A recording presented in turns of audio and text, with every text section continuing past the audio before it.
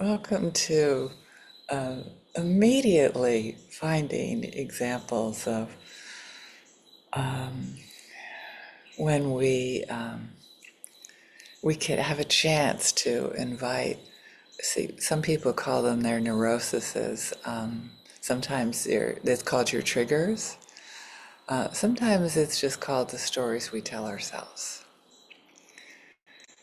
And sort of unpacking our thoughts that however many NVC processes, however many years of working on ourselves, starting to work with ourselves and have a cup of tea with those things that are like, wow, they're still here. And invite them in and say, tell me more. What's happening here? What do you need? Do you need for me to acknowledge you or hold your hand or sort of realize that, of course, with the mother I had, the siblings I had, the environment that I grew up in, of course that's in me.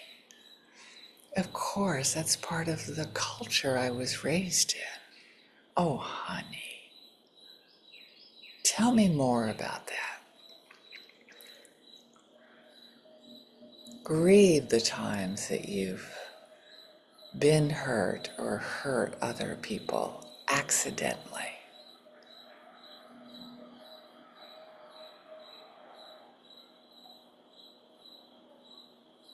without meaning to.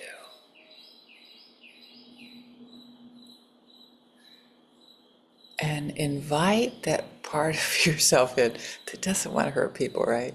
And doesn't want to be hurt. Wants other people to realize these things too when we feel left out, when we feel like we don't matter, or somebody should pronounce our name a certain way, or we don't matter, they're not making an effort. Whatever it is. Oh, honey, have some tea with me and tell me more.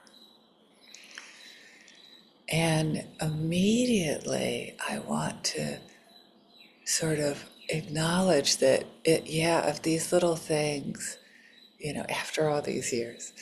Um, and with that, after all these years, is this expectation that they should be gone. And it's like, oh, let's just aim at more opportunities, celebrating more opportunities to have a cup of tea with them and sit down and listen. What were your needs that you were trying to meet? Well, that makes sense, considering your background, that it squeezes out sometimes, if not acknowledged and cared for and just said out loud with all the vulnerability that takes, often to the person who's there with an impact. Knowing they may not have the capacity to hear, no, no, no, I'm not criticizing you. I'm exploring something alive in me. So I'm already offering it to, loved ones, if it comes up with loved ones, and it does sometimes. And neutral people, or, people that we don't know very well. Ones that I just passed by in my yoga class, I have a mini repair to do with today. Where did that come from? Oh, I know where it comes from. I know exactly where it comes from. And it's always a great opportunity to sort of say, oh yes, you're still here. Yes. You get hurt sometimes. And you stimulate pain in others. Possibly.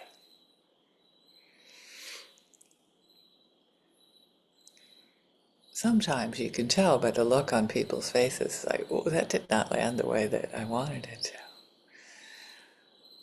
So invite those little neuroses, those little things that squeeze out sideways sometimes, those little stories we tell ourselves. We screwed up, we did it wrong, we should be perfect, we should blah, blah, blah. The promise you make to yourself, you'll never do that again. My promise is, won't you be open to being kind to yourself before you go into self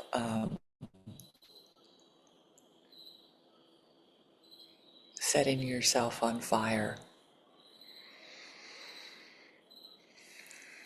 Let it hurt, let it feel in your body.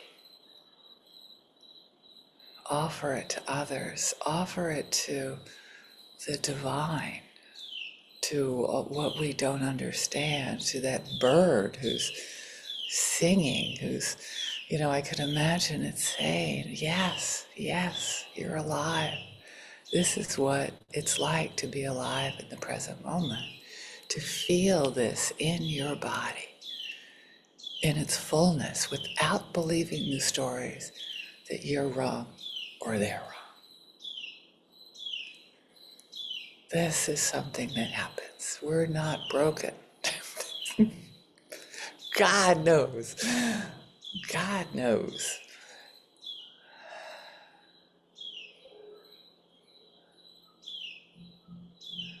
This is something we have as a gift with our humanity, with our breath.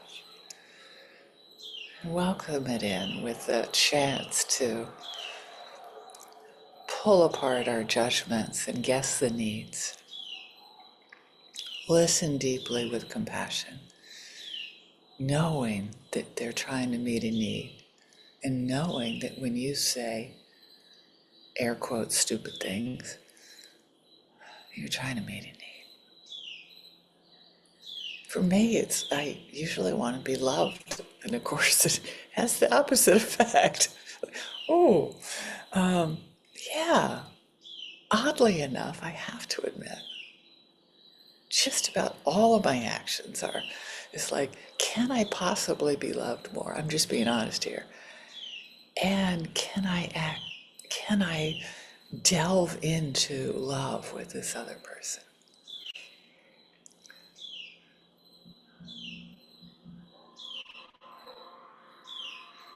Can I make a request of how I would like to be loved more, please? I'd like for you to say this, this, and this. I'm laughing because it's like, well, of course the other person wants to be loved more too. How can I do that? How can I contribute to their joy in the world by loving them more? What could possibly be more joyful? And that's just me. I mean, you may have efficiency or competence, like really on the surface for you. But anytime I dig underneath those needs for me, I, just want to be loved.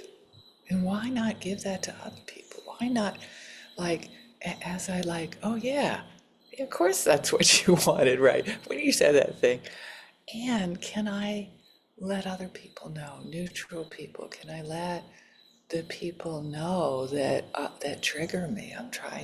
I'm always like scheming to ways of can I just send them to them silently? Or, can I engage them in conversation, possibly without triggering them again? Or without me being triggered? Probably not. But let's try. Let's try coming from that place of love. Such a delicious place to live, to move from, to trust from. And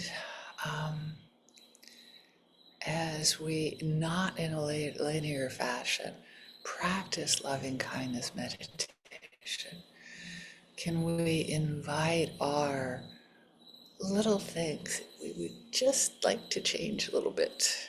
Oh boy, would I like to think before opening my mouth. Right? God bless you, honey. Having the mother you had, it's no wonder. And God knows she was trying her best to. Boy, I'm using that expression a lot today, aren't I? And I want so much to live from the space of